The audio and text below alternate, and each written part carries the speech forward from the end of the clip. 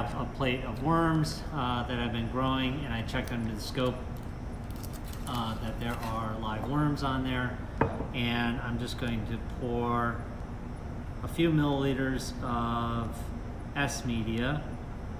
So this is liquid media that you could grow worms in if you supplanted it with bacteria. I'm just gonna wash that around a little bit. Okay, so I have let that incubate for a little bit on that tube, just a little bit, like a minute. I'm just going to now swirl this fluid around, use a plastic pipetter and remove that fluid and put it into a Falcon tube. I'll show you that in a second. It's off camera. So you can wash plates like this and it will remove quite a few worms from the plate, but not everything. You can wash these plates and then still keep the plates in the tube, in the incubator. Off the plate now, and it's in a Falcon tube, and you can see that it's pretty cloudy, and those are worms that are going to settle. So I'm just gonna let it sit upright now for about 15 minutes and just let the worms settle. You can centrifuge them, and some protocols say that you centrifuge them and then you don't have to wait the 15 minutes. But even at gentle speeds, our experience is that ends up killing the worms, and we would like the worms to be alive for this particular application, and then we're going to grind them up to release the proteins. The problem is, as soon as your worms die, the proteins can start to denature, and we want them to denature in the presence of SDS. Okay, it's been a bit. I just want to show you what a pellet looks like of worms after you've let them settle. Hopefully you can see that. It's a bit of a glare, but hopefully you can see that there's a brownish, reddish pellet in the bottom there. I'm going to remove that using just a pipette.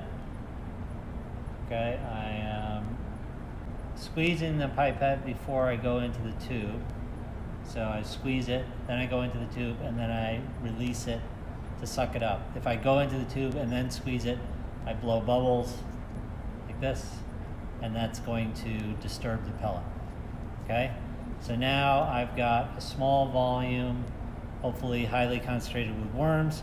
I can always put a drop on a slide on the microscope to check for that. And then I'm going to grind them up with a sonicator, which I'll show you next.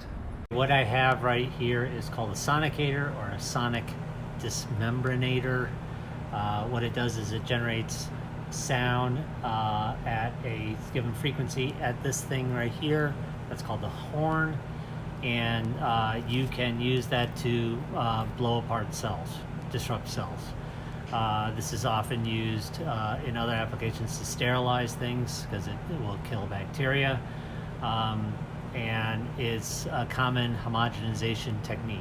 The reason we didn't do this when we isolated RNA was this is an expensive thing. It's like $5,000, and there's no way we could be sure that we could clean this well enough that there was no leftover RNA from one sample to the next.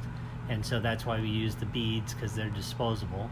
In this case, since we're dealing with protein, it's much less worrisome about contamination. If we just wipe off the tip between runs, then we're okay.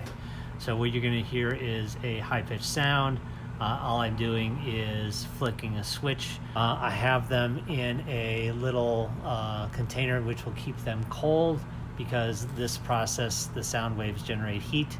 Heat is the enemy of proteins. It'll denature the proteins. We don't want them to denature until we say so, in the presence of SDS. So for this point, we're just trying to open up the worms, get the protein out, and you'll hear this high-pitched whine, and then I'll go on to the next sample.